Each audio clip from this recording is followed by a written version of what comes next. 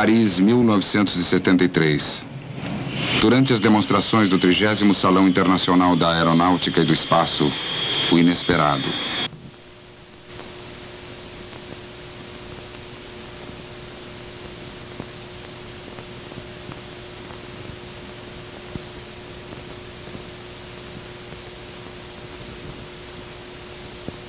Um Tupolev, avião supersônico de passageiros, perde altura, explode e cai sobre casas de subúrbio. Persistem, 60 anos depois dos primeiros voos, os riscos que marcaram toda a história da aviação.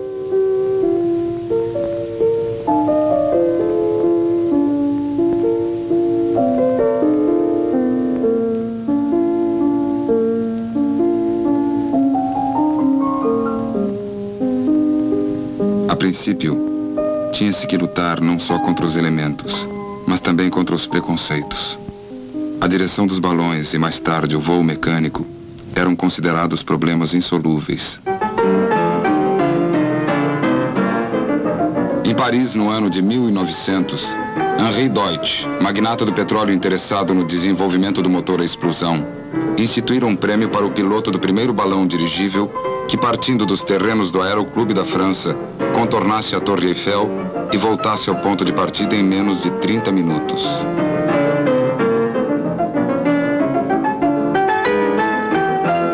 Para concorrer ao prêmio, apresentou-se Alberto Santos Dumont, então com 27 anos de idade, filho de Henrique Dumont, engenheiro, que depois de ter feito fortuna com o café, ficou hemiplégico num desastre de charrete.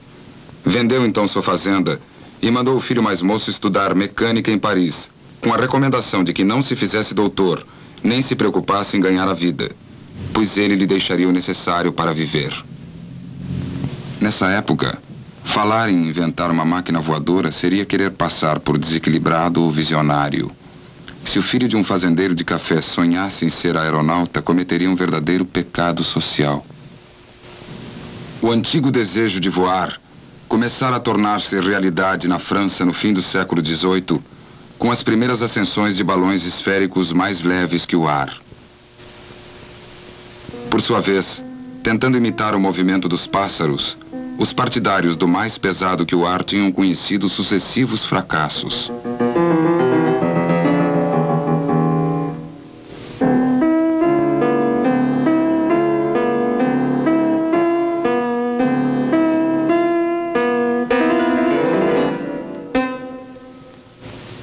Santos Dumont fez mais de 20 ascensões em balões esféricos antes de mandar construir seu primeiro projeto. Apesar do espanto dos construtores diante da ideia de fazer um balão de seda japonesa com apenas 100 metros cúbicos, 10 vezes menor do que os que então se fabricavam, o pequeno Brasil demonstrou ser de grande estabilidade e facilmente manejável. Insatisfeito por se sentir à mercê dos ventos e das correntes de ar, projeta seu primeiro balão dirigível. Mais uma vez, os construtores consideraram uma temeridade a ideia de associar um balão alongado cheio de hidrogênio a um pequeno motor à explosão.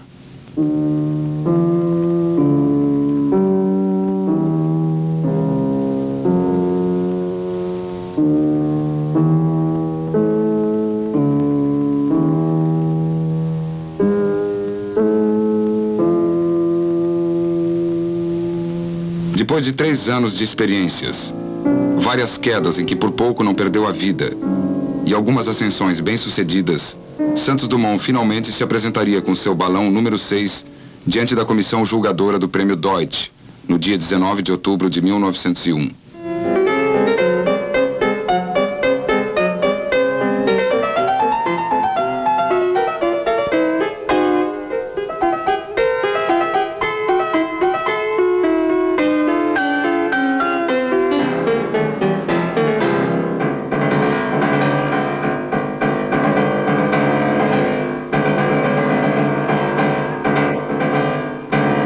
Consagrado pela vitória, torna-se uma figura popular em Paris.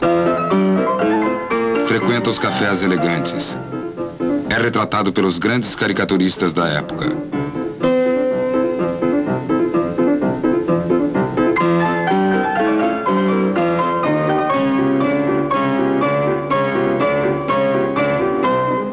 Aparece num anúncio de aperitivo entre celebridades como Sarah Bernard e o general André, ministro da guerra. 2 anos depois, podia ser visto cruzando a cidade no seu pequeno balão número 9.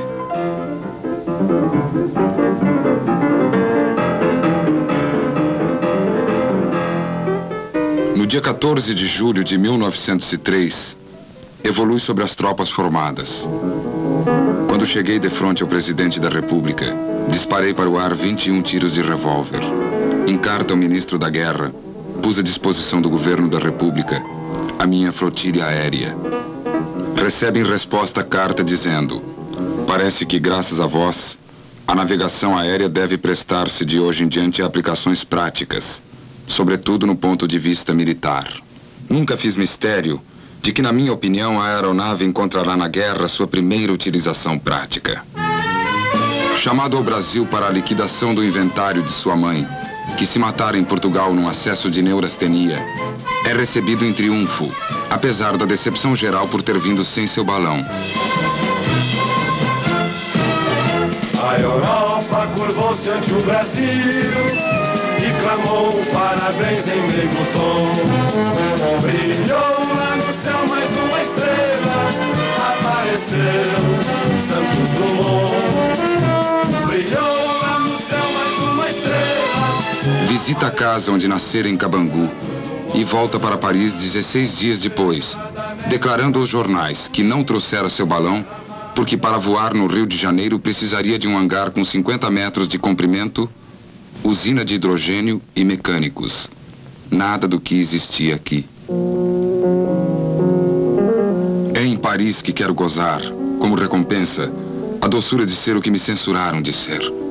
Um sportsman da aerostação. Na realidade, não há um lugar como Paris para as experiências de aeronaves. Não há outro lugar onde o experimentador, nas suas relações com as autoridades, possa gabar-se de encontrar disposições tão liberais. Enquanto na Prússia Guilherme II intensifica as manobras militares, na França e na Inglaterra os oradores exacerbam o nacionalismo, Santos Dumont se ocupa com um projeto de helicóptero e começa a se dedicar ao mais pesado que o ar. Acreditando no valor da experiência prática, associa numa primeira etapa o mais leve ao mais pesado que o ar. Testa em seguida seu aparelho, suspenso por cabos de aço e rebocado por um burrico, para só então, após ter trocado o motor de 24 cavalos por um de 50, tentar seu primeiro voo.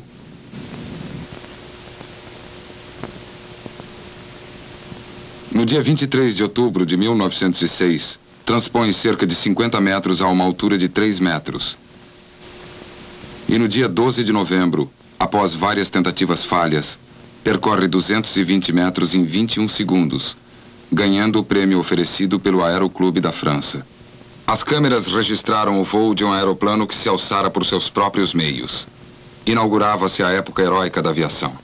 Farman ganha o prêmio Deutsche Archdeacon para o primeiro voo de 1 quilômetro em circuito fechado. E Wilbur Wright faz seu primeiro voo público. Santos Dumont constrói o monoplano Demoiselle, 8 vezes menor que o 14 bis, com o qual obtém o recorde de velocidade de 96 km por hora. Blériot faz a primeira travessia do Canal da Mancha. A aviação se torna um negócio de Estado. Afonso XIII da Espanha felicita Farman. O rei da România cumprimenta Pegu, autor do primeiro loop. Guilherme II acompanha experiências com um hidroavião.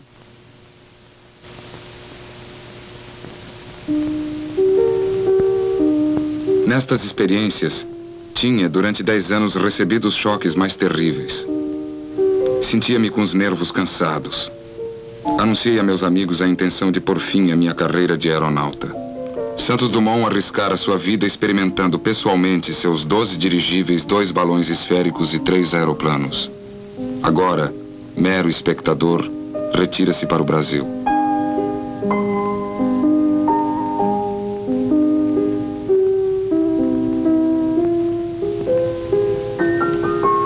Uma recepção apoteótica o espera, em meio à qual os jornais comentam. Santos Dumont vem calvo.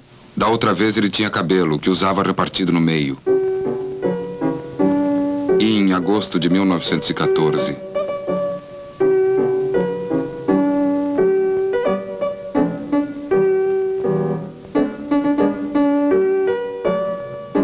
Entre a alegria inocente das primeiras tropas que embarcavam para o fronte, a dura realidade dos combates e o fim da guerra, 8 milhões de civis e militares mortos. Realizara-se mais uma predição de Santos Dumont. O avião encontrara na guerra uma de suas primeiras utilizações práticas, mas numa dimensão e com um resultado muito além do que ele jamais pudera imaginar. Nunca nos veio a ideia que os aeronautas pudessem desempenhar funções destruidoras nos combates. Jamais nos passou pela mente pudessem, no futuro, os nossos sucessores ser mandados a atacar cidades indefesas, cheias de crianças, mulheres e velhos, e o que é mais, atacar hospitais.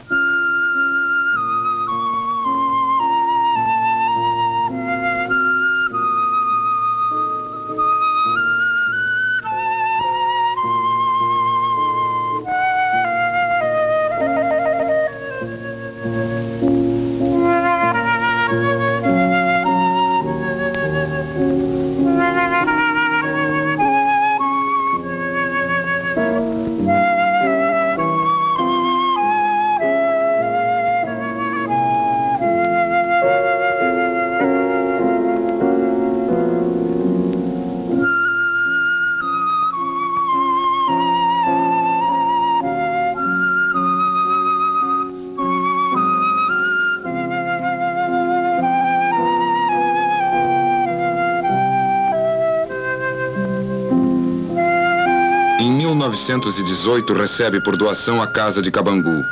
Amplia a propriedade e dedica-se por algum tempo à criação de gado. Projeta A Encantada, sua casa de Petrópolis, onde escreve seu segundo livro, O que eu vi, o que nós veremos. Durante minhas horas de intensa alegria e felizes sucessos, só uma saudade me fazia triste. Era a ausência de meu pai. Neste país essencialmente agrícola, ele foi o protótipo do fazendeiro audacioso. Com uma energia tão grande como sua confiança no futuro, desbravou os sertões e cultivou o solo. Em 1922, coloca no túmulo de seus pais uma réplica do monumento erguido em sua homenagem na França.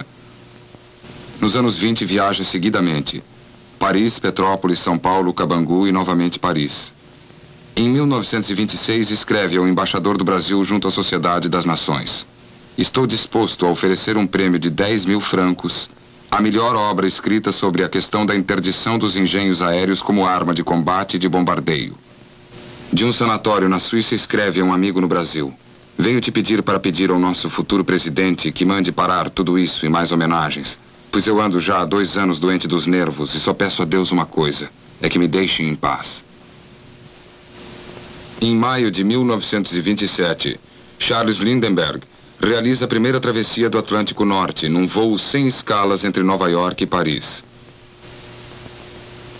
Convidado pelo Aeroclube da França para presidir o banquete em homenagem ao aviador americano, Santos Dumont não pode aceitar devido ao seu estado de saúde.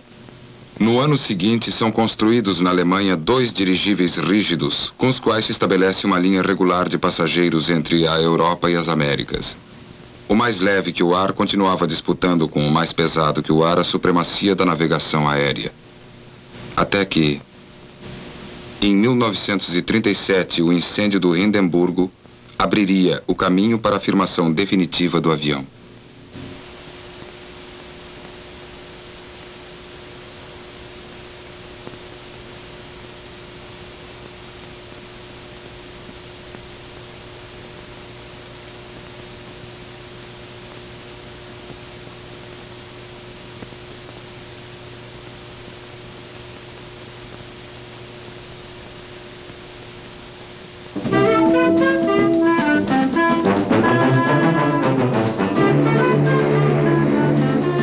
Santos Dumont volta mais uma vez ao Brasil.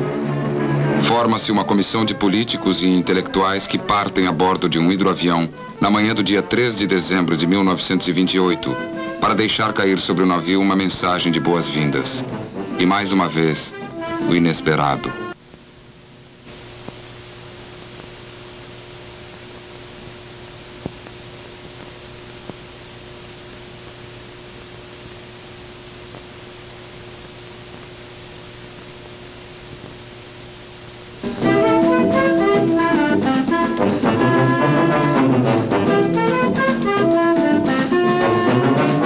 Abatido com a tragédia, tenta cancelar as homenagens que estavam preparadas, mas não consegue.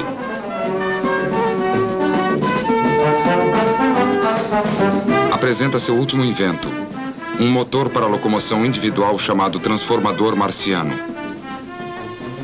Acompanha o enterro das vítimas do desastre e retorna a Paris, onde em 1929 é promovido pelo governo da França ao grau de grande oficial da Légion de Honra. La grande générosité du gouvernement de la République française a voulu encore augmenter mon contentement en m'élevant à la très haute dignité de grand officier de la Légion d'honneur. Hommage vraiment unique dans le monde, car partout sur la terre on respecte, on admire la Légion d'honneur.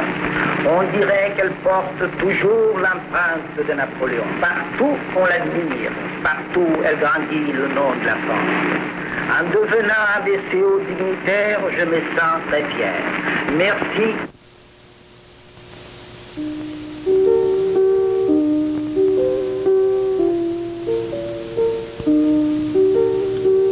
Sua última viagem ao Brasil termina na praia de Guarujá, onde, em meio às notícias da Revolução Paulista, Santos Dumont se mata no dia 23 de julho de 1932.